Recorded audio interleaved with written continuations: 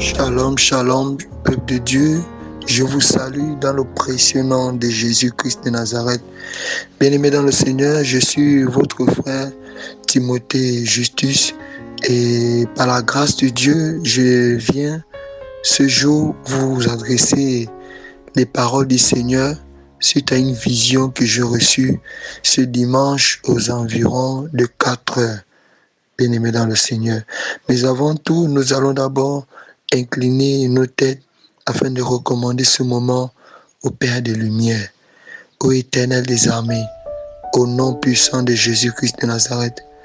Nous te glorifions, nous te magnifions, nous te célébrons, toi qui vis pour l'éternité. Ô Père, je viens te rendre grâce pour le souffle de vie que tu nous accordes, Seigneur, à tous les membres de ce groupe, Seigneur Jésus, Père éternel, à tous ceux qui suivent cette chaîne et à tous les chrétiens du monde entier. Béni sois-tu, Emmanuel, toi qui vis pour l'éternité. Tu fais de la terre ton marchepied et le ciel ta demeure. Tu fais lever ton soleil sur les justes et sur les méchants et tu fais pleuvoir sur les justes et sur les méchants. Père, nous te présentons, Seigneur, ce message. Je prie, Père, que l'esprit qui est caché derrière ce message, Père, puisse toucher les cœurs. Car tu dis dans ta parole que déjà vous êtes purs à cause de la parole que vous écoutez. Tu dis que les paroles que je vous ai dites sont esprit et vie. Seigneur, nous prions, Père, que ton esprit, Seigneur Jésus, ô Père éternel, soit répandu, ô Père, afin de toucher ton peuple, afin de toucher, Seigneur Jésus, des personnes, Père éternel, qui n'ont pas encore pris la résolution ferme de te suivre et de garder leur lampe allumée. Au nom de Jésus-Christ de Nazareth, nous avons ainsi prié. Amen. Oui, bien-aimés dans le Seigneur, je viens par la grâce de Dieu vous adresser les paroles du Seigneur suite à une vision que j'ai reçue ce dimanche aux environs de 4 heures. Ce dimanche 12 décembre 2021 aux environs de 4 heures. Tout a commencé lorsque j'étais en train de prier et pendant que je priais, le Seigneur va me montrer une vision. Et dans cette vision, je me suis trouvé sur un chemin étroit, un chemin très étroit, serpenté. Alléluia. Un chemin très étroit, serpenté, qui me conduisait vers une porte que je voyais au loin. Alléluia. Et sur ce chemin, je me suis vu, j'étais revêtu en robe blanche, mais ayant une ceinture bleue à mes reins. Alléluia. Et je tenais une lampe torche à ma main droite allumée. Dans cette lampe m'éclairait. Et je marchais et arrivé devant cette porte, la porte que je voyais au loin, la porte s'ouvra et j'ai vu 2 anges qui m'ont dit unanimement, bienvenue dans la gloire de ton Père. Alléluia. Et ils m'ont conduit vers une salle. J'avais déjà vu cette salle. C'était la salle de noces. Donc c'était une table. Cette salle était déjà prête. Une longue table qui était vraiment infinie. C'était infini. Et j'ai vu le Seigneur Jésus-Christ. Le Seigneur Jésus-Christ était revêtu. Voilà, il était revêtu d'un vêtement teint en rouge. Alléluia. Il avait le pan de sa robe était blanche, mais il avait son écharpe teint en rouge, comme d'habitude. Ce n'est pas la première fois que je le vois.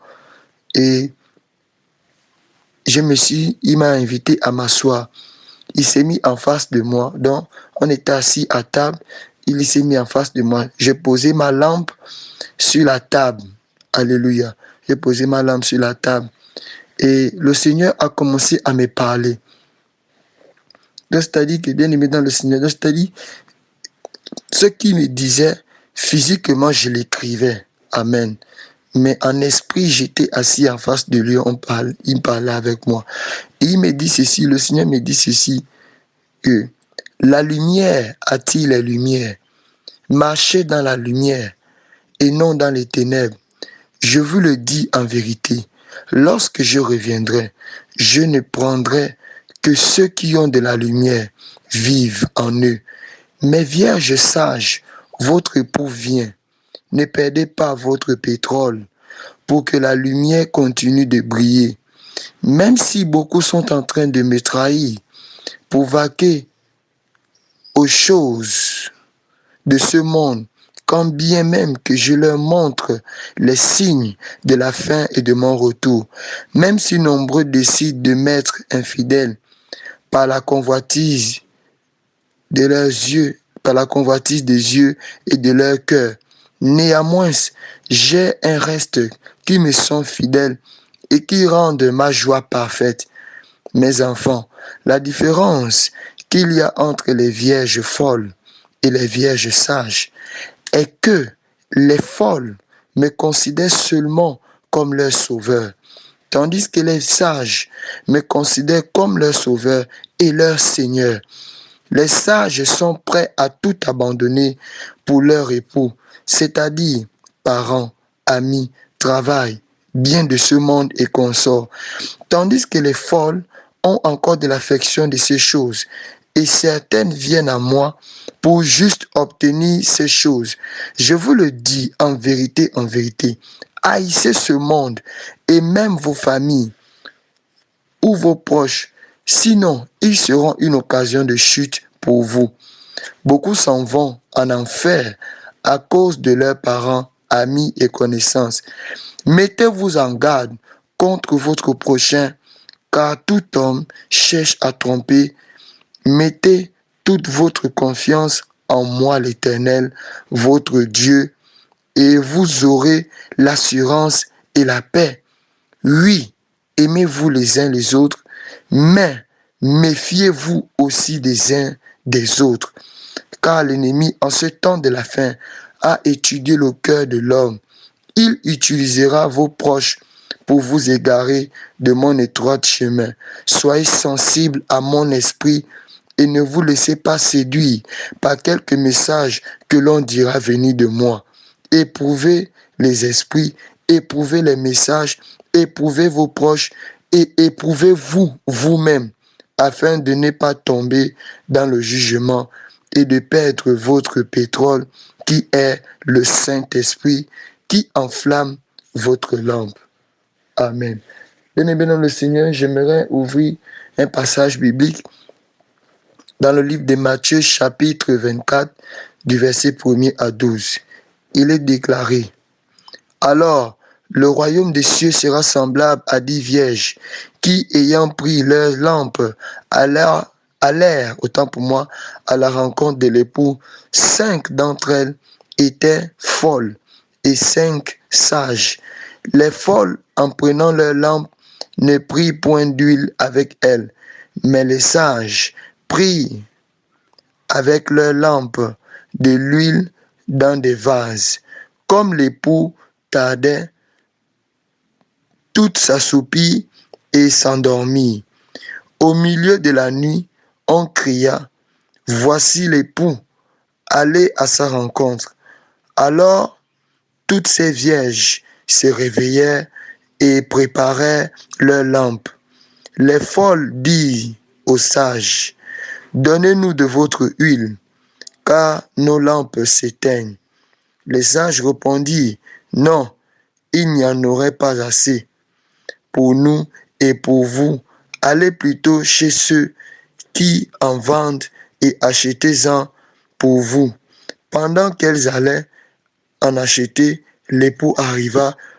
Celles qui étaient prêtes entrèrent avec lui dans la salle de noces et la porte fut fermée. Plus tard, les autres vierges vinrent et dirent: Seigneur, Seigneur, ouvre-nous. Mais il répondit: je vous le dis en vérité, je ne vous connais pas. Bien-aimés dans le Seigneur, c'est la référence de ce passage.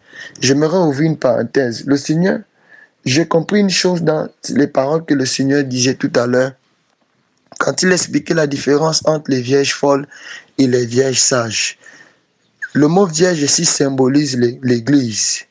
Et le Seigneur expliquait le Seigneur m'expliquait que les vierges folles sont celles qui ont encore les soucis de ce monde, qui ont encore les désirs de ce monde, qui ont encore de l'affection des choses de ce monde.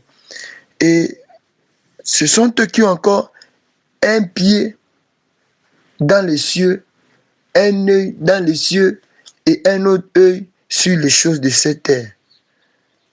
Bien-aimés dans le Seigneur. Et c'est comme la Bible déclare dans Matthieu 6,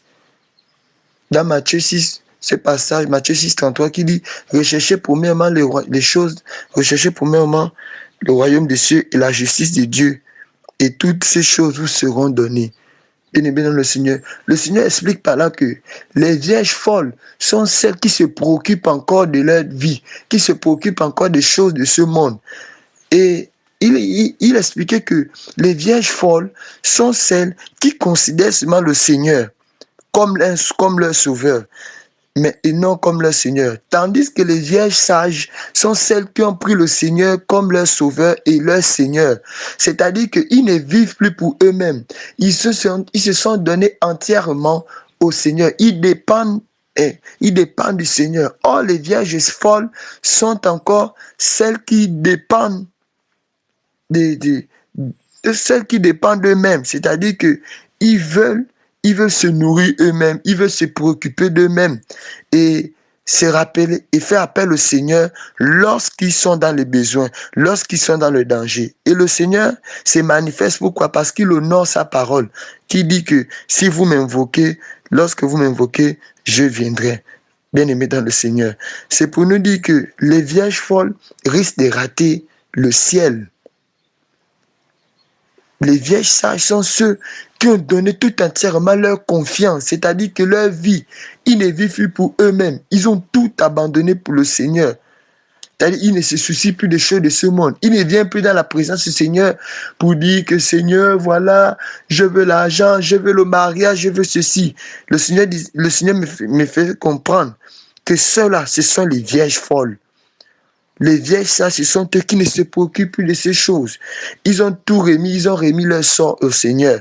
Parce qu'ils font du Seigneur leur Seigneur et leur Sauveur. J'aimerais t'inviter à être une vierge sage qui met toute sa confiance en Jésus-Christ Nazareth, qui le prend comme son Seigneur et comme son Sauveur, et non juste comme son Sauveur. Alléluia. Donc, bien-aimés dans le Seigneur, sur ce, je vous souhaite une bonne journée. Shalom, shalom.